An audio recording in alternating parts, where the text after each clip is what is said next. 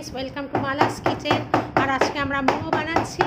এর জন্য আমরা মাংসটাকে কিমা করে নিচ্ছি।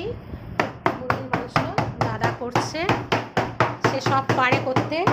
আর এখানে মোমোর জন্য পেঁয়াজ কুচি, এটা বিনস কুচি, গাজর কুচি, ক্যাপসিকাম কুচি, কাঁচা লঙ্কা আর আদা রসুন কুচি সব রকম করে রেখেছি। ধনেপাতা কুচি ওর মধ্যে আছে।